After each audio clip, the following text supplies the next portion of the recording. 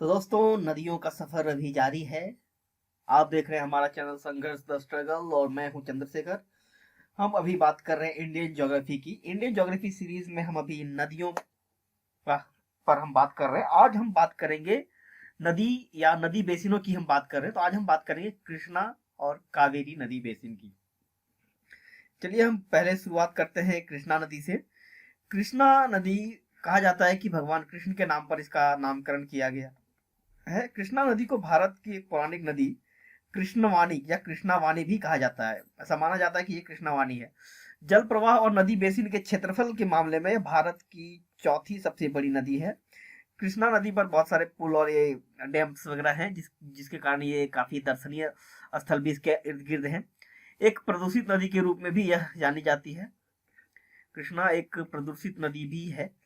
तो चलिए हम बात करते हैं कृष्णा नदी की। तो कृष्णा नदी जो है एक कृष्णा महाराष्ट्र के पश्चिमी घाट से निकलती है। मानी पश्चिमी घाट पर्वत श्रेणी से महाराष्ट्र में एक सांगली डिस्ट्रिक्ट में एक वाई नाम का एक तालुका है, उसी के पास से निकलती है। ये है कृष्णा का उद्गम। और इधर से ऊपर से आती है ये भीमा, और लेफ्ट हैंड से इसकी भीमा और मूसी, और राइट हैंड से तुंगभद्रा है। चलिए इसके अन्य सहायक नदियों के बारे में बात करेंगे। इसके पास जो सबसे पहला जो नगर है वो है यहाँ पर एक वाई, और आखिरी जो नगर है यहाँ पर इसका है विजयवाड़ा। तो चलिए इसी पर बात करते हैं आगे। पहले कृष्णा नदी का भूगोल देख लेते हैं क्या है इसके बारे में। कृष्णा नदी की लंबाई जो है वो 1300 किलोमीटर है। यह नदी बेसिन लगभग 2,58,948 वर्ग किलोमीटर क्षेत्र में फैली हुई है, जो देश के कुल भौगोलिक क्षेत्रफल का लगभग 8% है। यहाँ पर यदि मिट्टी की बात करें तो इस नदी बेसिन में रेगुर मिट्टी, लाल मिट्टी, लेटराइट और लेटराइटिक मिट्टी, जलोढ़ मिट्टी, मिश्रित मिट्टी और खारा और क्षारीय मृदा मिट्टी भी कृष्णा नदी बेसिन में पाई जाती है। कुल मिला के यहाँ काफी विविधता है। मिट्टी जैसे कि रेगुर मिट्टी और लाल मिट्टी ये जो उपजाऊ है, लेकिन बाकी जो लेटराइट है, लेटराइट और लेटराइटिक जो मिट्टी है ये बहुत ज्यादा उपजाऊ नहीं होती। लेकिन फिर आगे जब जलोढ़ मिट्टी है, यानी कि इसके जो निचले क्षेत्रों में, और मिश्रित मिट्टी भी मध्य क्षेत्रों में पाई जाएगी, तो ये जलोढ़ मिट्टी और रेगुर मिट्टी ये काफी उपजाऊ होती है। कृष्णा नदी भारत में सबसे उपजाऊ क्षेत्र कृष्णा नदी जो है भारत में सबसे उपजाऊ क्षेत्रों में से एक है। मैंने ऐसे ही कहा कि यहाँ पर जो जो मिट्टियां पाई जाती है इसमें रेगुर और जो जलोढ़ मिट्टी है ये बहुत ज्यादा उपजाऊ मिट्टी होती है, और ये इसके कारण ये काफी भारत में सबसे उपजाऊ क्षेत्रों में से एक है। कृष्णा नदी जो महाराष्ट्र के कोडासी बांध बैराज से बहती है। कोडासी बांध एक बैराज है, या फिर कोडोम बांध या ऐसे कुछ बोला जाता है, जहाँ पर दो छोटी छोटी धाराएं हैं आकर मिलती हैं, उन सब पर एक डैम बना दिया गया है जिससे आगे निकलती है। प्राकृतिक रूप से कृष्णा नदी मानसून के दौरान भारी मिट्टी के कटाव के कारण डेल्टा बनाती है। जून और जुलाई के महीनों में कृष्णा नदी महाराष्ट्र, कर्नाटक और पश्चिमी आंध्र प्रदेश से उपजाऊ मिट्टी को डेल्टा के क्षेत्र की ओर ले जाती है।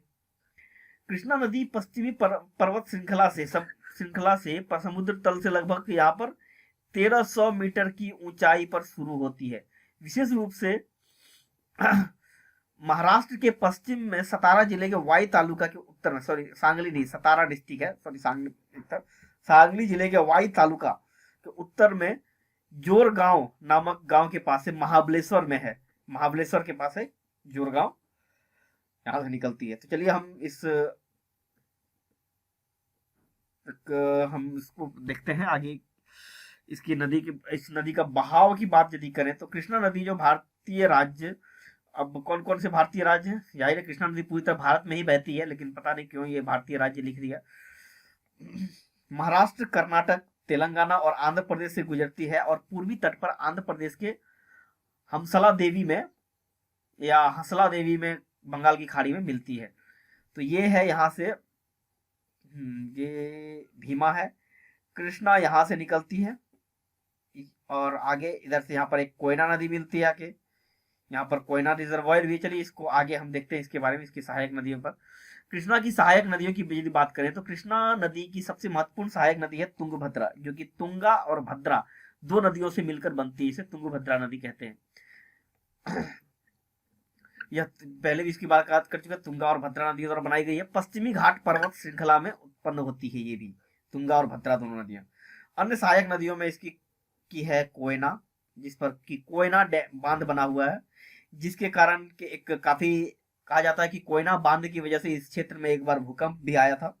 भीमा, कुंडली, मालप्रभा, घाटप्रभा, येरला, वारणा, बिंदी, मूसी और दूधगंगा, ये सारी नदियां शामिल है। चलिए हम एक बार इसको नदियों के सारे देख लेते हैं, इसका कौन कौन सी नदियां हैं। ये रही हमारी कृष्णा, कृष्णा का माउथ ऑफ कृष्णा। यहाँ है प्रकाशम बैराज, इसी पर है ये नागार्जुन सागर बांध आंध्र प्रदेश में। फिर है यहाँ पर श्री सैलम प्रोजेक्ट, जहाँ पर कि ये दो नदियां जरूला और येरला या जुराला नदी आके मिलती है, और तुंगभद्रा भी यही इसी यहाँ पर आके मिलती है। फिर आगे यहाँ पर एक देख सकते हैं कि भीमा नदी भी मिलती है आके। इस जगह का नाम प्रियदर्शनी है जगह का नाम, जहां पर भीमा नदी आके मिलती है। नारायणपुरा एक जगह है जहां पर यहाँ पर डॉन नदी आके मिलती है। और क्या आलमाटी है एक जगह जहां पर मालप्रभा आकर मिल रही है। यहाँ पर एक हिप्पारागी बैराज है।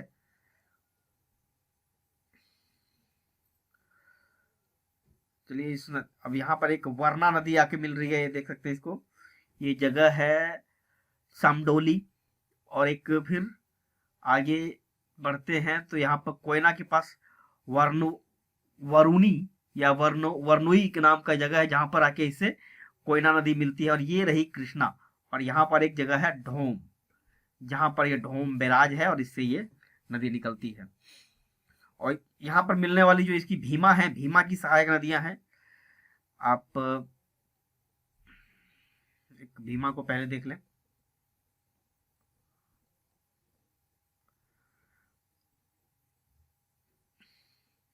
भीमा की नदी है प्रवरा, सीना, किडकी, और नाम काफी छोटे छोटे हैं, पढ़ने में भी शायद थोड़ी दिक्कत होगी, गूगल मैप पढ़ना पड़ सकता है। आगे यहाँ पर एक है, आप देख सकते हैं, ये मालप्रभा है। और इसके उत्तर में यहाँ पर एक अलमाटी की डैम है, उसके पास है ये घाटप्रभा, मालप्रभा। और ये यहाँ पर आप ये तुंगभद्रा नदी है, ये तुंगभद्रा नदी। आप यहाँ से देख सकते हैं, यहाँ पर सॉरी तुंगभद्रा,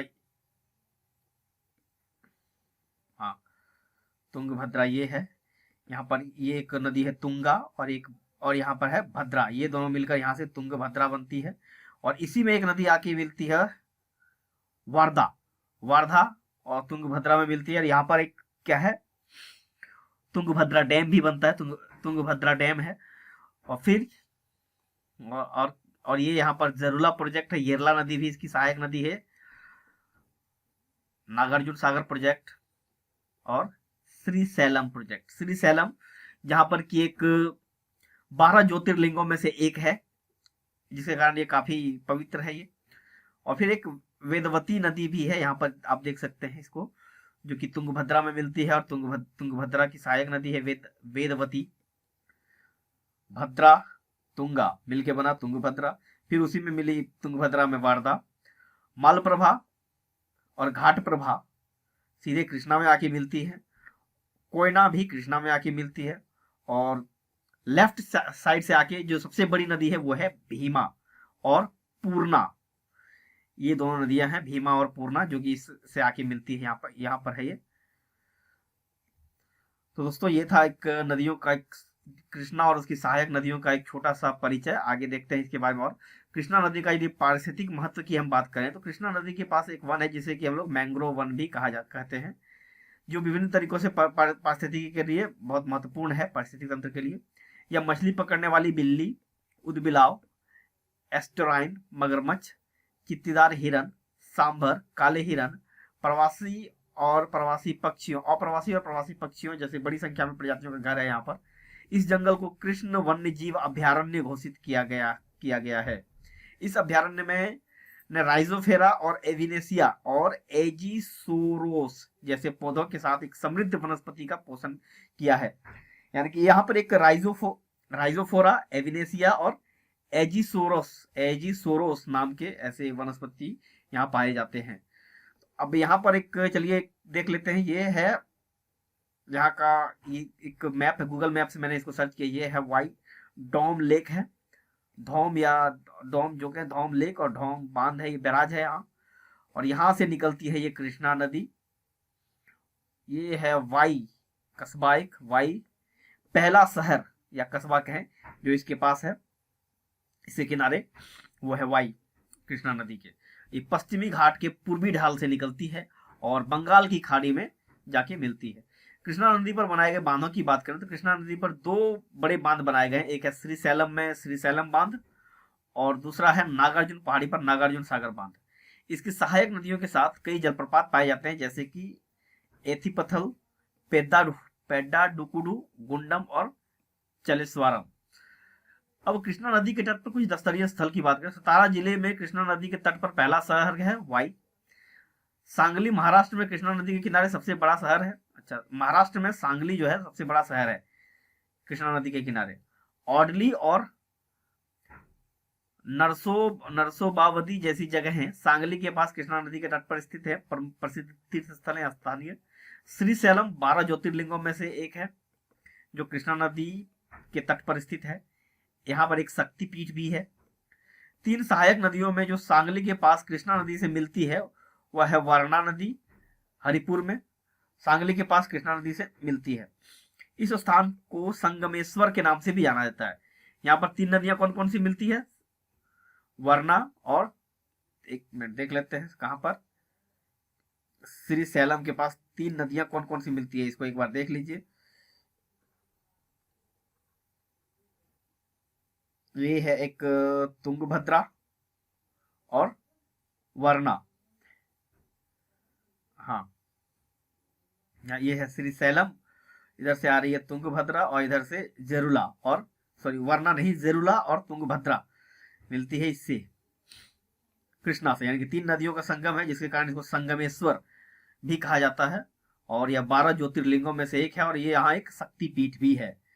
इन स्थानों को हिंदू पौराणिक कथाओं में सबसे पवित्र माना जाता है यहाँ पर। अब चलिए बात करेंगे हम कावेरी नदी की, कावेरी नदी बेसिन की। यदि कावेरी की हम बात करें तो कावेरी नदी जो है कुर्ग से निकलकर तमिलनाडु में बंगाल की खाड़ी में जा मिलती है। कर्नाटक से निकलकर यह सैलम व कोयम्बटूर जिलों से तमिलनाडु में जाती है। और कावेरी नदी का कुल नदी का जो क्षेत्रफल है वह है 81,155 वर्ग किलोमीटर, जिसमें तमिलनाडु और कर्नाटक और केरल का भी कुछ हिस्सा, उसके अलावा पौंडीचेरी भी है।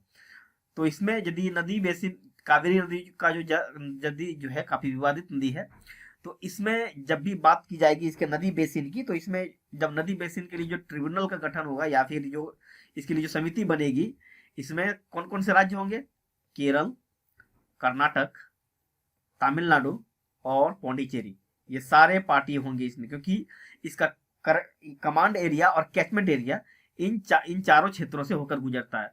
3% हिस्सा केरल का भी इसमें आता है। इसका जो टोटल बेसिन है उसका 3% हिस्सा इसके अंदर आता है। कावेरी नदी की उत्पत्ति कर्नाटक के कोरगाडू या कुर्ग जिले से ब्रह्मगिरी पहाड़ियों से हुई है।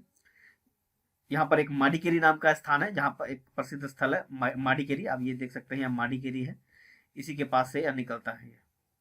इसकी लंबाई 800 किलोमीटर है और यह 81,155 वर्ग किलोमीटर क्षेत्र में फैला हुआ है, यानी कि इसका जो कैचमेंट एरिया या कमांड एरिया नदी का जो बेसिन है वह 81,155 वर्ग किलोमीटर है। क्योंकि ऊपरी क्षेत्र दक्षिण पश्चिम मानसून, और क्योंकि देखिए ये जो पश्चिमी घाट के कारण है, यहाँ पर इसका जो ऊपरी क्षेत्र है वो इस पर दक्षिण पश्चिमी या दक्षिण पूर्वी, यानी कि जो गर्मियों में जो मानसून की जो पहली बारिश होती है उससे भी बारिश होती है, और इसका जो निचला क्षेत्र है यहाँ पर जो लौटता हुआ मानसून है, यानी कि सर्दियों वाला जो मानसून है उसमें भी बारिश होती है। इस कारण यहाँ पर जो नदी के जल में तुलनात्मक रूप से उतार चढ़ाव कम देखा जाता है, ये पानी यहाँ पर बना रहता है, जल की मात्रा। कावेरी नदी बेसिन में लगभग 3% केरल में, 41% कर्नाटक और 56% तमिलनाडु में पड़ता है। इसकी महत्वपूर्ण सहायक नदियां हैं कबानी, भवानी और अमरावती। चलिए अब हम इसके नदियों के बारे में देखें। ये है कावेरी, माउथ ऑफ कावेरी। यहाँ से हम इसको पकड़ते हैं। जब भी आप मैप पर या एटलस पर या गूगल मैप पर जाएं तो सबसे पहले आप उसके माउथ पर जाइए, माउथ से उस नदी को पकड़िए और उसके कुछ मत कीजिए, सीधे उसके उद्गम तक पहुंच जाइए। यहाँ पर देखिए मेट्योर डैम है, और इससे होते हुए आप एक पेंसिल से या हाइलाइटर से इसको हाईलाइट करते हुए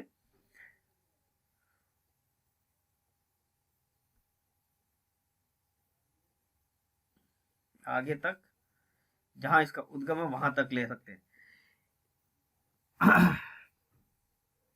ये है कावेरी।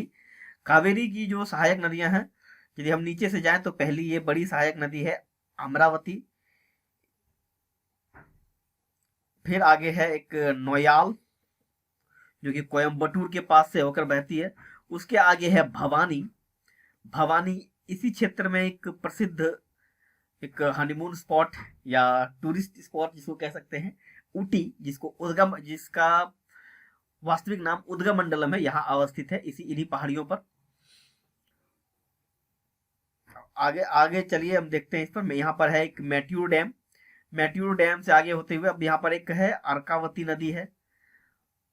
यहाँ इसके आगे कृष्णराज सर्ग डैम है इस नदी पर। और आगे कृष्णराज सागर है, यहाँ पर एक डैम, इस पर एक रिजर्वायर है। फिर यहाँ पर आप देख सकते हैं कि हरांगी नदी है, आकर मिलती है। लक्ष्मण तीर्थ भी एक नदी है जो कि कृष्णा यहाँ पर आके मिलती है, के आर सागर डैम के पास। भवान, और ये है कबानी, जिस पर कबानी डैम भी है। सुवर्णवती नदी है। इसकी सहायक नदियां कौन कौन सी है? अमरावती, नोयल, भवानी, सुवर्णवती, कबानी, लक्ष्मण तीर्थ, हरंगी और हेमावती। ये है राइट हैंड ट्रिब्यूटरी। और लेफ्ट हैंड से अक्रावती, सिमसा, पहले सिमसा फिर अक्रावती, और फिर एक सरबेंगा। ये सारी नदियां हैं जो कि लेफ्ट हैंड पर आके मिलती है। अमरावती और अमरावती, नोयाल, भवानी, कबानी, लक्ष्मण तीर्थ और हैरांगी, ये सारी नदियां काफी ये महत्वपूर्ण है। और लेफ्ट हैंड साइड से आकर मिलने वाली नदियों में अक्रावती सबसे महत्वपूर्ण है। तो चलिए अब इसके बारे में कावेरी नदी के और उसके आसपास के क्षेत्रों के लिए यहाँ पर कुछ है जो कि बायोस्फीयर रिजर्व और वाइल्ड लाइफ सेंचुरी और बायोस्फीयर रिजर्व कुछ, या फिर कहें यहाँ पर एक पिच्चावरम है जो एक मैंग्रोव क्षेत्र है। पिच्चावरम मैंग्रोव क्षेत्र जो माउथ ऑफ कावेरी के पास है, अवस्थित है यहाँ पर। इसके अलावा इसमें सालेम के पास एक जलप्रपात है, और फिर कर्नाटक में भी बहुत सारे इसके हैं, इसको आप मैप में इसको देख सकते हैं। तो दोस्तों ये था आज का हमारा एपिसोड, जिसमें कि हमने कावेरी और कृष्णा बेसिन पर हमने चर्चा किया। हमने कोशिश की कि आपको अधिक से अधिक इम्पोर्टेंट जानकारी दी जाए और अधिक से अधिक आपको लाभान्वित किया जाए। यदि कुछ कमी रही हो तो प्लीज इस पर हमें कांटेक्ट कीजिए, या फिर कमेंट, जैसे भी कांटेक्ट कर सकते हैं। लाइक कीजिए, कमेंट कीजिए, शेयर कीजिए। नहीं लाइक करें, डिसलाइक ही कीजिए, लेकिन इंप्रेशन दीजिए ताकि पता चले कि आप देख रहे हैं। तो मिलते हैं नेक्स्ट एपिसोड में, जिसमें हम अब पश्चिम की ओर बहने वाली नदियों पर बात करेंगे। तब तक के लिए धन्यवाद।